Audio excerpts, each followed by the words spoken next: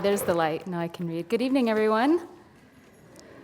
My name is Melanie Yazzie. I'm an assistant professor in the departments of Native American Studies and American Studies at the University of New Mexico. I also recently stepped down as the national chair of the Red Nation, a grassroots organization I co-founded in 2014 that agitates for indigenous liberation in North America and beyond. I had held that position kind of as de facto chair for the 4 years prior to my election last year. I say de facto because it wasn't until last year that the Red Nation had grown large enough to adopt a formal structure of internal governance. On August 10th, 2018, our members convened for our first ever General Assembly to debate and adopt our also first ever Principles of Unity, a document that now serves as the living governing principles for our organization. As part of that General Assembly, we democratically created and elected leadership for the first time in the organization's history. Despite my protestations, my comrades elected me as the first chair of the Red Nation last year, a position that I'm pleased to say is now in the capable hands of my comrade and Shadeja Cheyenne Antonio, a Dene woman of small stature but powerful will, who will, I'm sure, usher the Red Nation into its next chapter of anti-imperialist solidarity and internationalism. That's right. I guess I did an okay job as chair because my Red Nation comrades elected me as the 2019-2020 Culture Desk at our third General Assembly on September 6th of this year. Something else happened at that General Assembly. We adopted revolutionary socialism as the organization's primary political ideology. Yes, a bunch of resi-red proletariat Indians are socialists. This is a big deal. And this is my first public appearance as an out-socialist, representing an out-socialist organization. That the Red Nation is a socialist organization matters when it comes to the term culture, right? I'm Culture Desk, and its meaning within our work for indigenous liberation. To be Culture Desk doesn't mean I am now in charge of smudging or indigenous spiritual protocol for the organization, which are important, but I'm not competent enough to do that. Like many revolutionary organizations prior to it, the Red Nation draws from long traditions of socialist political organization to guide its internal process and interactions with other forces in the fields of political struggle in which we participate. And like other organizations, culture, for us, simply means persuasion. And this is sometimes what people mean when they use the word propaganda, which I'm about to talk about. Before I realized I was a socialist, the word propaganda always made me wince. As a child growing up in the United States of the 1980s and 1990s, I remember the word propaganda being weaponized in US media to describe the trickery and duplicity of Soviet media. Later in my life and education, I came to understand these US proclamations about propaganda as actually just anti-communist, and culture in the US as not always but often, simply anti-communist propaganda. In other words, culture does not exist outside of the realm of the political, as some would want us to believe. There's been an interesting, somewhat disturbing, resurgence of interest in communism and the Soviet Union in the US media today, most of which is told through the fuzzy lens of what Russia means for Americans today. From the recent Emmy-winning HBO miniseries Chernobyl, to the recent blockbuster film Red Sparrow, headlined by Academy Award-winning actress Jennifer Lawrence, to the imminent threat that Russia, I keep using square quotes around Russia because it's like this idea of Russia that I'm not entirely sure people understand materially. So it's to the imminent threat that Russia poses to our sacrosanct electoral institutions, as well as our values of freedom and security.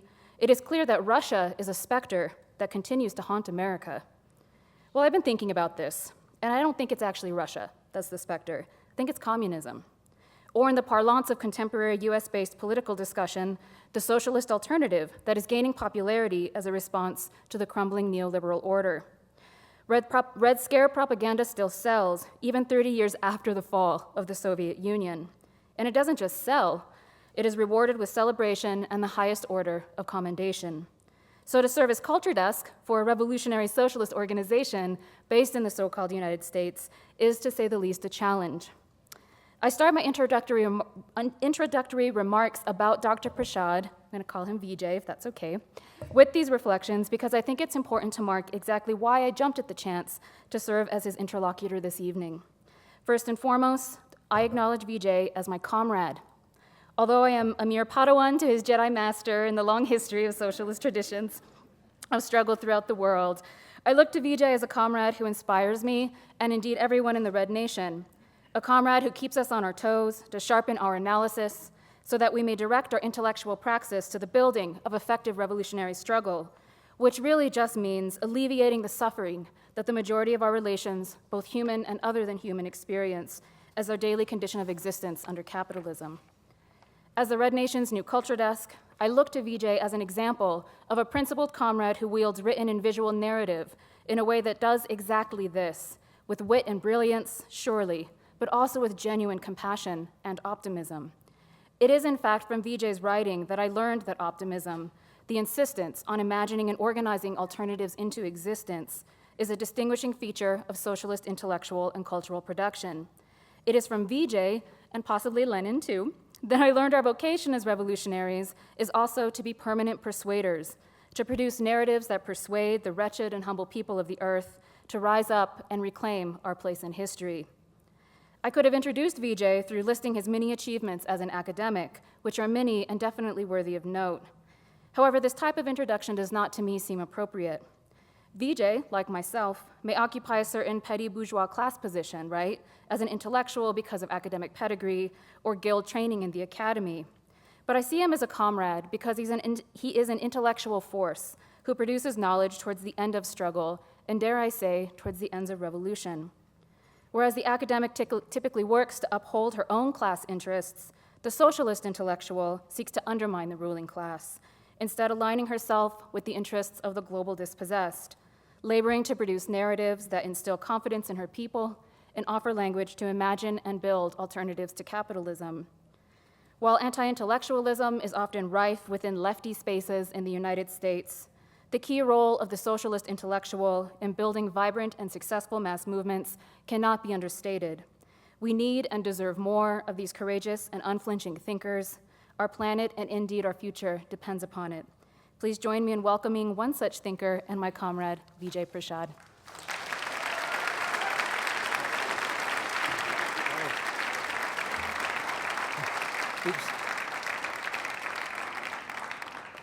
Good evening, nice to be here with you.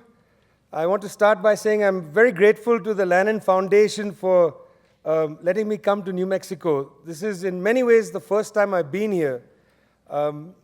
It's also something very special for me because one of my great friends, teachers, was a friend of the Lannan Foundation, and that's Eduardo Galeano.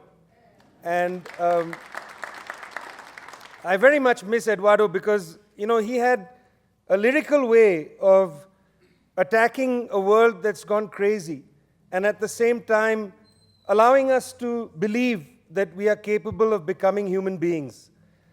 Before he died, maybe a few years before he died, he said something so very significant, and I felt I wanted to start somewhere in the vicinity of what he said.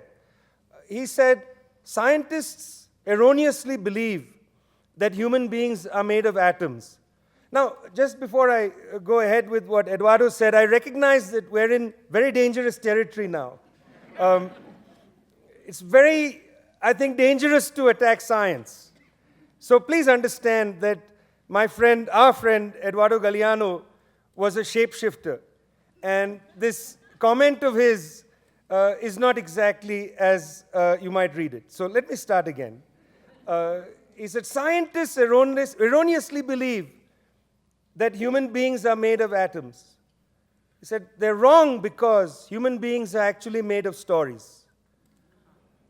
It's a very moving line for me because it tells you so much about the human predicament, the importance of stories to us. I spent all day today, an exhausting day, from dawn to now, in front of a microphone. The whole day was spent in that way, communicating with somebody or lots of people far away, not being able to see their faces. In fact, I can't even see your faces now. But really, the human predicament is trying to reach people. It's trying to see your face, trying to become human together. There was an 18th century poet from the region where I spent most of my life who said, "Aadmi tha, badi mushkil se insaan hua." Aadmi tha, badi mushkil se insaan hua. We were people with great difficulty, we became human. It's very hard to be a human being. My lecture tonight is dedicated to Eduardo Galeano, my friend, our friend, a shapeshifter.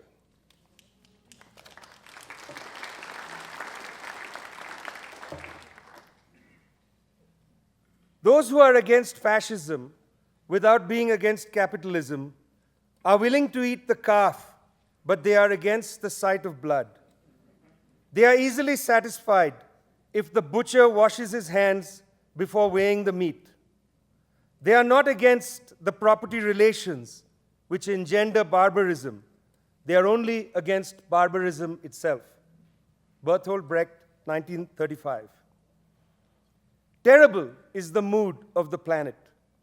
Two of the largest carbon sinks on the planet, the Amazon and Papua, are in dire threat from land speculators and miners. The land torn from those who live on it, forced to produce for profit, and then burning, aflame. There is anger in the forest, but also anger from the people who live in the forest. This is old anger. In 1971, the Papuan poet John Casapiwala wrote words that could only be written in capital letters. Reluctant flame, open your volcano, take your pulse and your fuel. Burn, burn, burn, burn, burn. This is climate change on steroids. This is capitalist greed that sets aside the people of the land, converts complex ecosystems into parking lots of production. Whether they pour concrete or soya, you have already begun to burn, burn, burn, burn, burn. Part 1, Earth. Marcelo Rivera, an anti-mining activist from San Isidro, El Salvador, was murdered on 18 June 2009. His fingernails and his hair had been plucked out, his trachea broken, his thumb fixed inside his mouth, his body hogtied, then thrown into a well. He was a member of the FMLN, the Farabundi Marti National Liberation Front, which fought against the oligarchy and US imperialism so that the Salvadorian people might breathe. Marcelo opposed a mine in his hometown. This was a mine being built by a Canadian firm named Pacific Rim. Marcelo feared environmental destruction. He was killed for his fears and his actions. The earth is no longer the metabolism, the interchange between humans and nature, the complex dance that sustains life. No social system has been as ravenous as capitalism, as fiercely productive in the manufacture of commodities, and as destructive to humans and nature.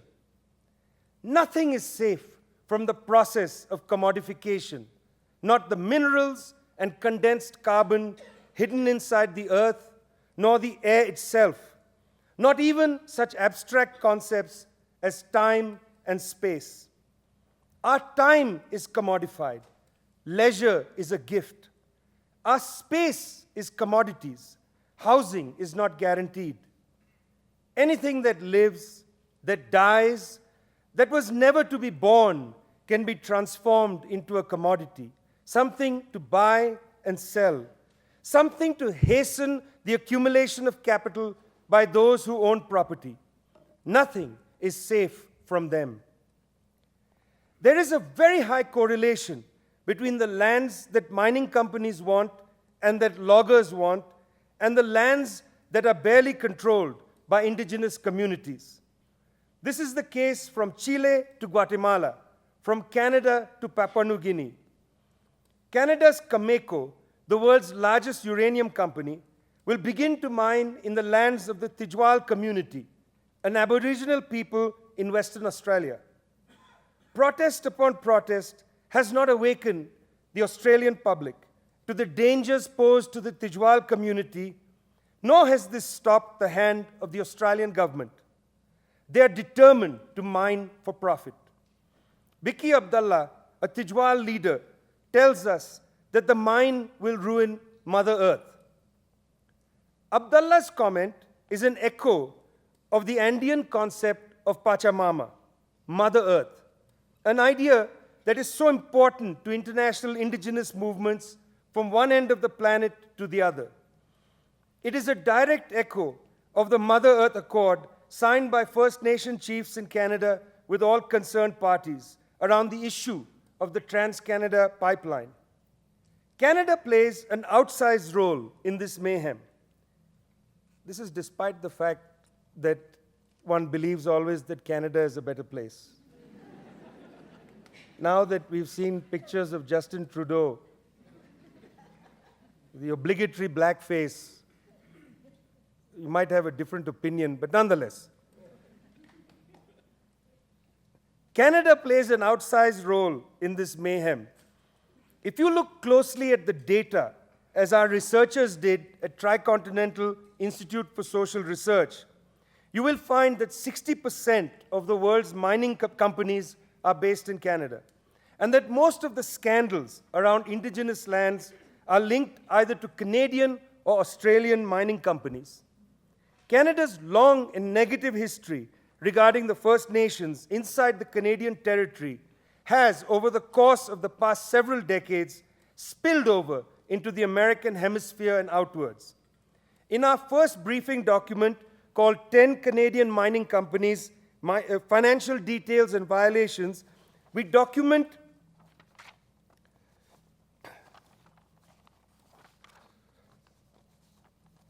ten of the most important Canadian mining disasters. Collectively, we write, Canadian mining companies display a depraved indifference to human life, and this indifference is considered to be just a natural or necessary side effect to economic growth. Canada is not alone. Add to it, as I said, Australia, China, South Africa, the United Kingdom, and of course, the United States, all major mining powerhouses. But Canada, the old settler colony, is a league apart. Our briefing document opens with Barrick, one of Canada's largest and most influential mining companies. We detail Barrick's role in the rape, violence, and arson at the North Mara mine in Tanzania, at the Durban Rudeport deep mine in South Africa, and at the Porgera gold mine in Papua New Guinea. Porgera in Papua New Guinea is a little-known frontline in the fight to defend the human nature metabolism. The Akali Tange Association, set up by survivors of the mining companies and miners themselves, has been documenting routine violence, the chemical attacks on the population, the violence of the company guards, the destruction of their community. Makdian Robert Yapari, one of the leaders of the Akali Tange Association, told me, "We have tried to reach for assistance to air our grievances for everyone to know what a Canadian mining company, the Barrick Gold Corporation, does to the indigenous communities here in Porgera. But," he says, "their appeal falls on deaf ears." There is too much profit. Barrick Gold has total assets worth $23 billion, proven reserves of 63 million ounces of gold.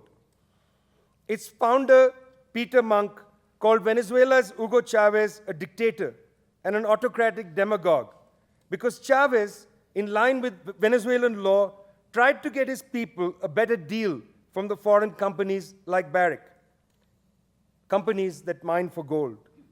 To fight for a better deal in the eyes of people like Peter Monk is terrorism, is dictatorship. When Montezuma sent his envoys to Cortez with gold, they returned with this report. Their bodies fatten on the gold and they hunger violently for it. They crave gold like hungry swine. In fact, worse than what Montezuma heard. Since companies like Barrick seem to crave gold like a Mexican rattlesnake who hasn't eaten a rodent in weeks. We have turned our faces away from a series of criminal acts, tragedies for the people multiplying as the indifference of capitalism runs roughshod over their hopes. Decades ago, John Beta, a poet from Papua New Guinea, wrote Song of an Old Woman on Bougainville. Weep, weep, let us weep. Weep, weep, let us weep. We thought it was merely a stone. We thought it was merely a stone, but it carried away all our wealth. Part 2, waste. Capitalism is an illogical system that produces an enormous number of commodities. Firms compete against one another to make profits by the production of low-cost commodities which are then sold to consumers. But there is an internal flaw in the system. The lower the cost of production, especially labor costs, the less likely the product can find a consumer, since the consumer is a worker whose lowered compensation is what produced the cheapened goods. To cover the gap between low wages and high demand for goods, the capitalists offer credit. This credit is absorbed by the workers who, as consumers, buy necessary goods that they likely cannot afford. Then it gets worse. Ordinary people carry trillions of dollars of debt on their shoulders, money that hangs over them like a shroud. Debt is ugly. Debt sucks up the purchasing power of consumers who have to service debt rather than buy goods. Economies contract, tax revenues shrink, governments divert funds that should go to public expenditure to keep bondholders serviced. Everything smells like a crisis. Not only is the crisis of capitalism permanent, but it is fueled by enormous volumes of waste. There are 8.3 billion metric tons of plastic waste that form a noose around the planet. Of them, 150 million tons are thrown into the ocean. Most, 78% of the plastic waste from the United States goes to countries that burn it. Waste poses a serious problem. A World Bank report estimates that humans produce over 2 billion metric tons of trash per year. By 2050, that figure will rise by 70% to 3.4 billion metric tons. Of this trash, only 13.5% is recycled, while only 5.5% is composted. Thus, 81% of this trash is discarded in landfills or incinerated or thrown into the ocean. If we continue at our current pace of producing trash, we will need new planets as landfills.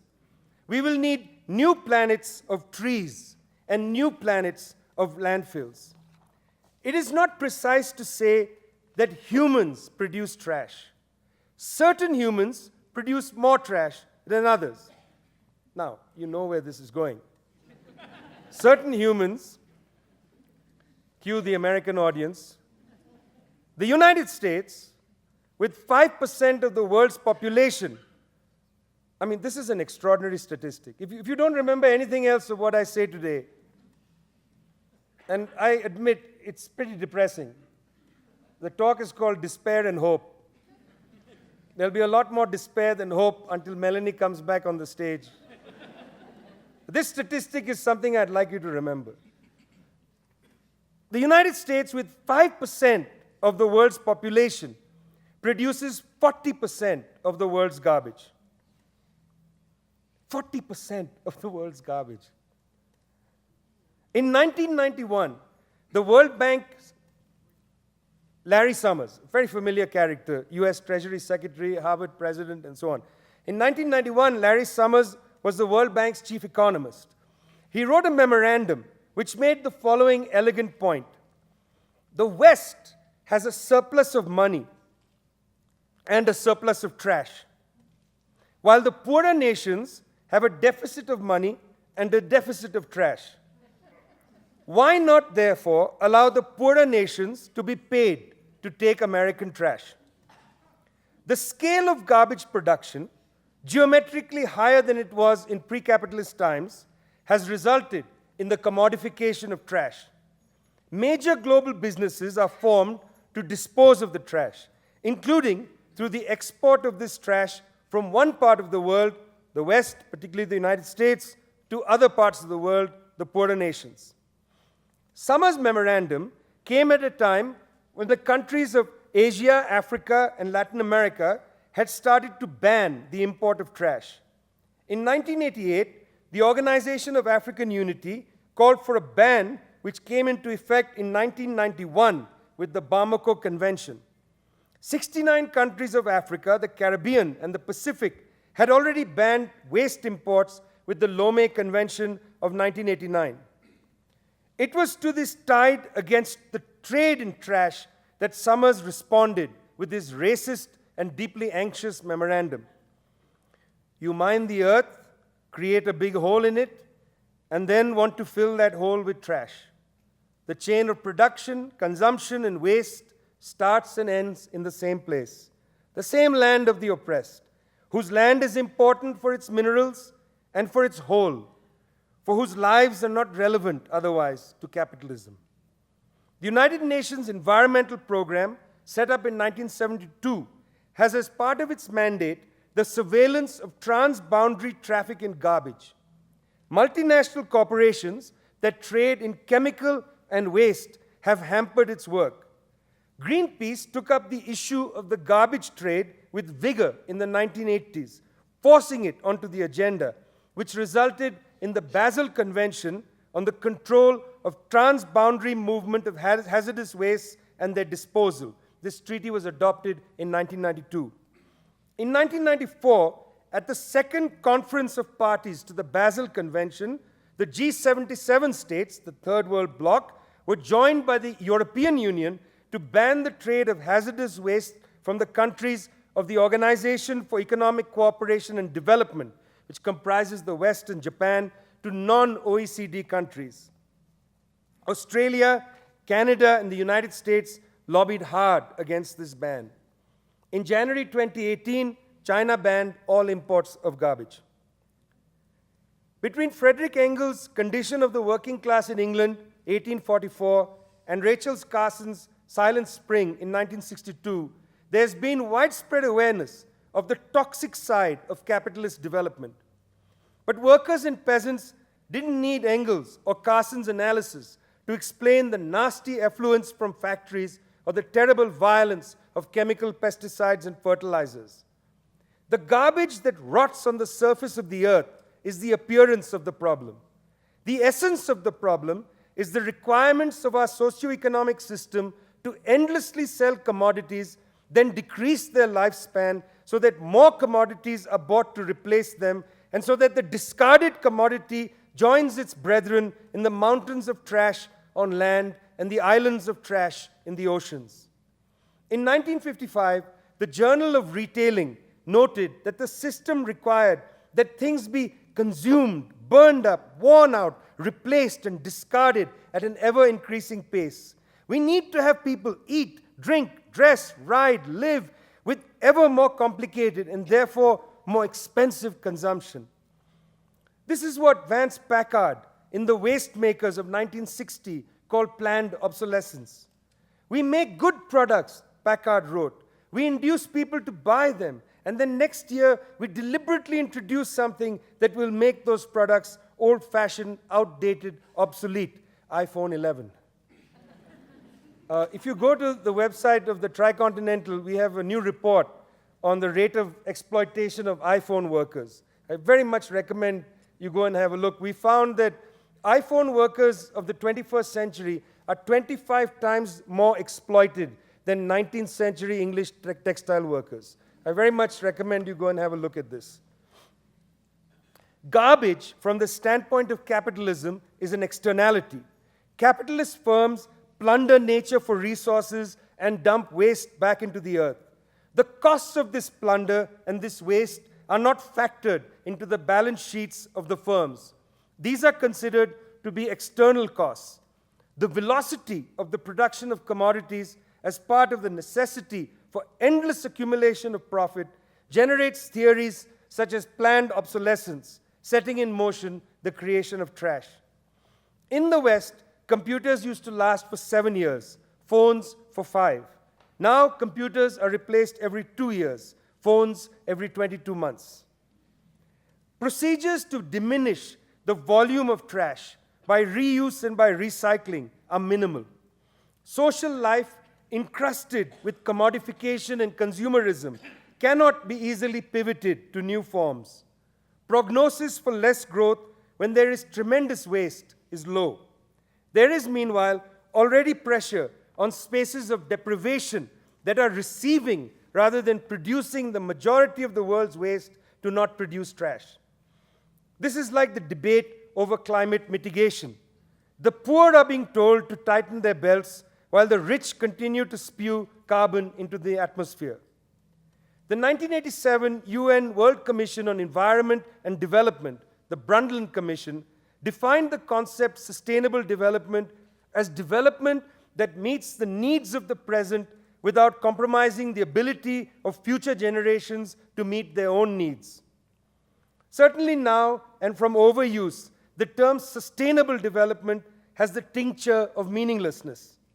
But when it was coined, it did mean something.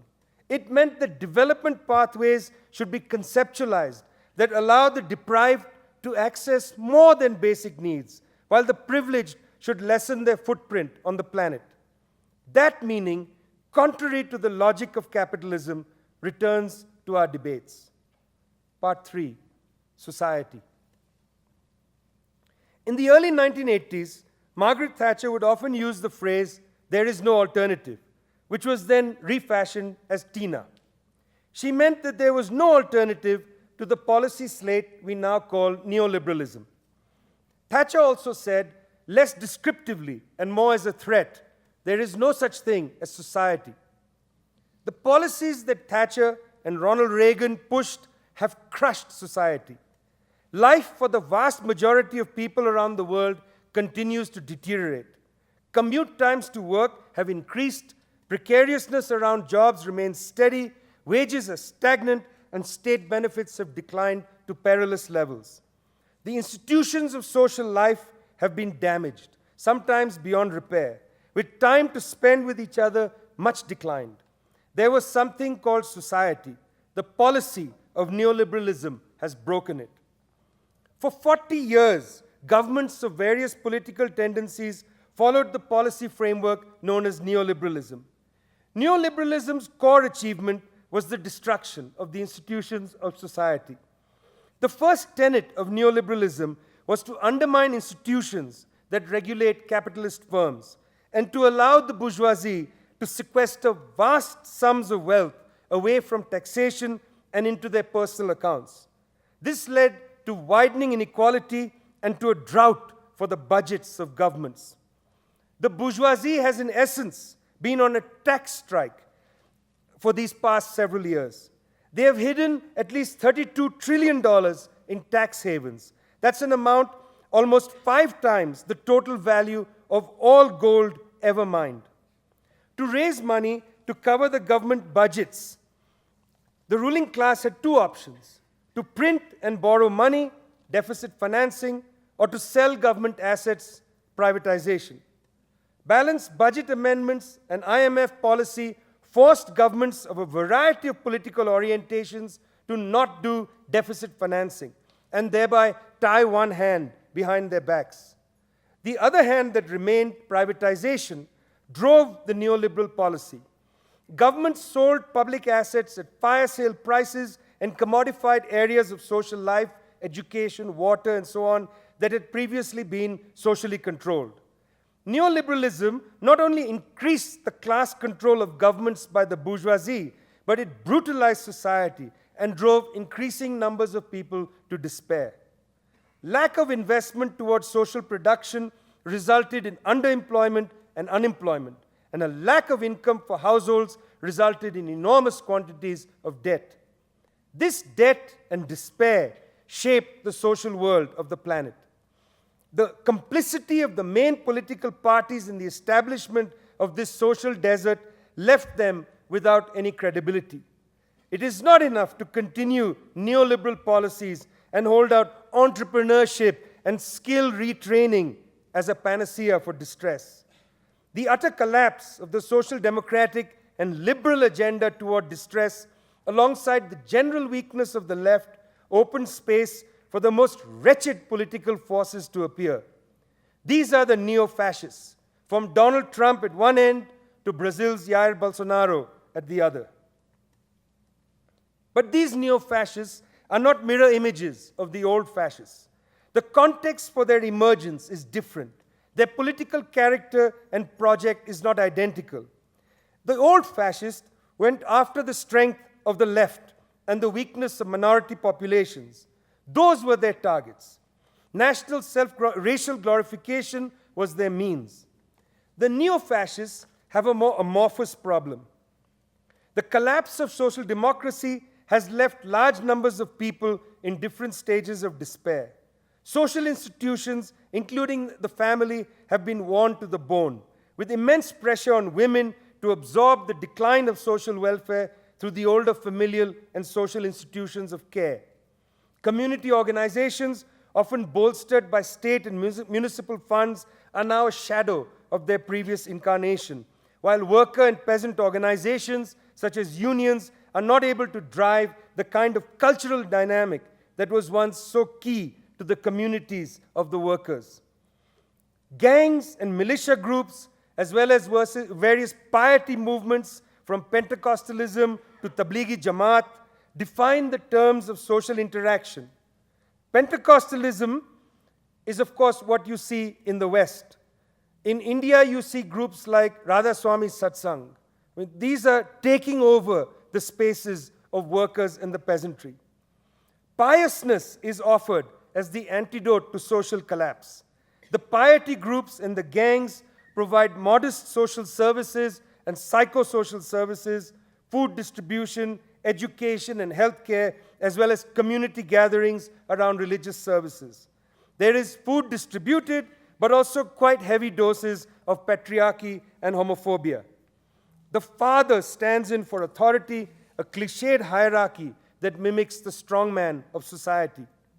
Piety movements and the gangs have in many places substituted for society.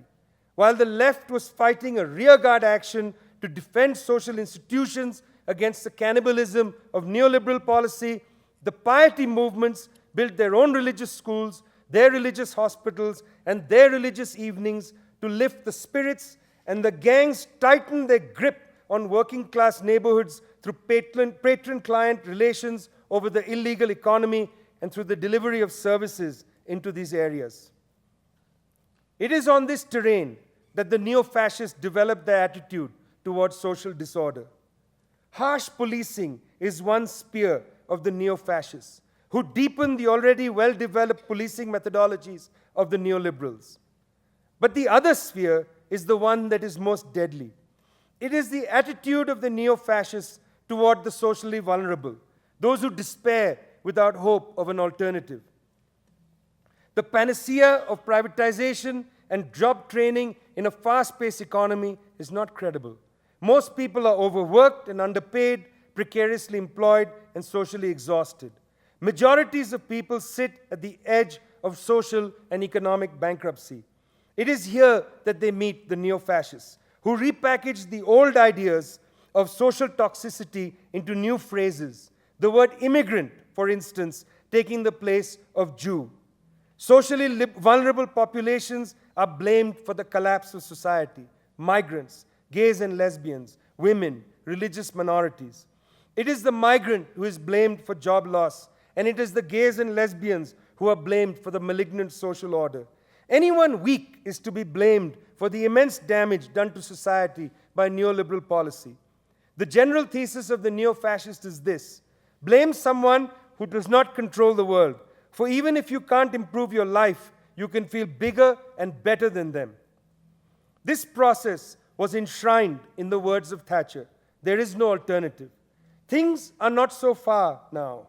During the aftermath of the credit crisis of 2007-2008, when it appeared as if faith in capitalism would erode and alternatives would be taken seriously, Germany's Angela Merkel announced Alternativlos, a world without alternatives. Stay the course, head down, money must be protected, all else can be weathered. Burn, burn, burn, burn, burn.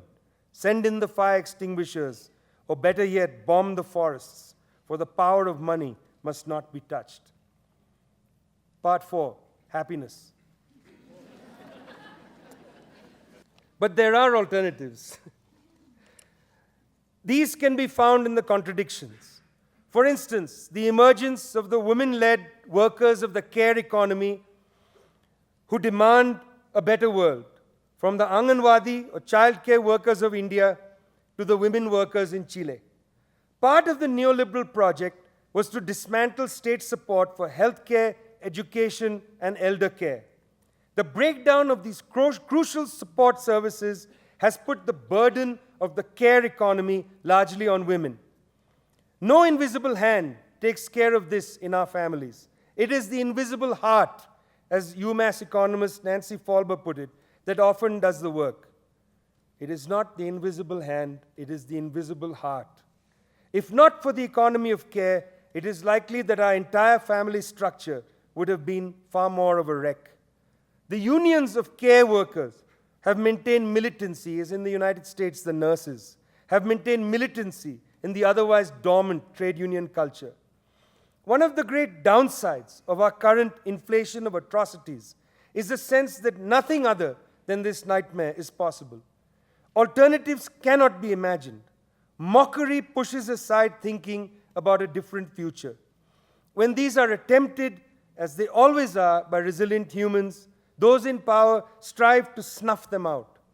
It is better for the powerful and the propertied to see that no model of an alternative is allowed to flourish. It would call into question the claim that what governs the world now is eternal, that history has ended. What are the challenges before us to organize the people against the intractable system? Here are 5 challenges, although there are many more.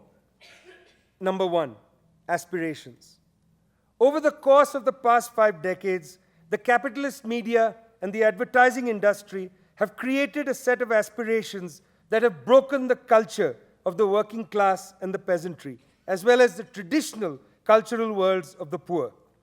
Young people now expect more from life, which is to the good, but these expectations are less social and more individual, with the individual hopes often attached to commodities of one kind or another. To be free is to buy. To buy is to be alive. That is the motto of the capitalist system. But those who cannot afford to buy and who go into debt for their aspirations are also constantly disappointed. It is this disappointment that the authoritarians and neo-fascists channel toward hatred. Can the left movement channel this disappointment into productive hope? Second, atomization. State cuts of social services, the increased privatization of social life, and the astronomical increase of interaction with the digital world has increased atomization of humans. Where people had previously exchanged ideas and goods, helped each other, and inspired each other, now there are less and less venues for such face-to-face society. The fragmentation of society and the exhaustion of people to find survival has made it harder for the left to bring people together to create social change. Television and social media now dominate the world of communication. These are venues that are owned by monopoly capitalist firms. The left has always relied upon institutions of society to be its transmitters. As these social linkages fragment, the left dissolves. Can the left movement help rebuild these institutions and processes, this society that is its basis? Number 3, outsider. The authoritarian sections and the neo-fascists point their finger at the outsider, the social minorities, migrants, refugees, and anyone who is socially powerless. It's against these people that the far right is able to build its strength. There can be no left resurgence without a firm and complete defense of the outsider, a total rejection of the fascistic ideas of hatred and biology that saturate society. It is harder to build a politics of love than to build a politics of hate. Can the left movement develop a politics of love that attracts masses of people? Number 4, confidence. Politics of the people is rooted in confidence. If the people do not feel confident in their activity to either reform or to change the system, then they will not be active. Waves of unrest often lead to increased confidence, but even here, the point of emphasis is not the last person to join the protest, but the first few people who built the network to build the process. Social decay leads to a lack of confidence to make political change, particularly when the aspirational society suggests that the only necessary change is for everyone to become a consumer. Can the left produce the sensibility that a future is possible and to engender confidence amongst people to fight to build that future? Finally, number 5, democracy without democracy. In societies where there is no democracy, this problem is not immediate. In such places, the immediate task is to win the fullest democracy. In those societies where democracy is the main form, the oligarchy and imperialism have used many methods to undermine democracy, to dominate society without suspending democracy. The methods used are sophisticated, including to delegitimize the institutions of the state, to disparage elections, to use money to corrupt the electoral process, to use social media and advertising to destroy opposition candidates, and to utilize the least democratic institutions in a democracy, such as an unelected judiciary, to erode the power of elected officials. Can the left defend the idea of democracy from this attrition without allowing democracy to come to mean merely elections and the electoral system? The challenges before us are many. We come to them with no illusions. Tell no lies, said Amilcar Cabral. Claim no easy victories. But we are resolute. If we do not struggle to build strong left movements, we deliver humanity into the arms of atomization and hate, into authoritarianism and neo-fascism. That is the direction in which we are going, toward hate and the destruction of the planet. Only the left is against this orientation. The left must rush to build an antidote to alienation, social healing, a way to heal our metabolism, our damaged psychosocial consciousness, our social order. What is the alternative to the piety movements? What is the cultural world we want to create? Our task is simple. Either we organize people and form a socialist world, or the planet itself will perish. Heal, heal, heal, heal, heal. Thank you very much.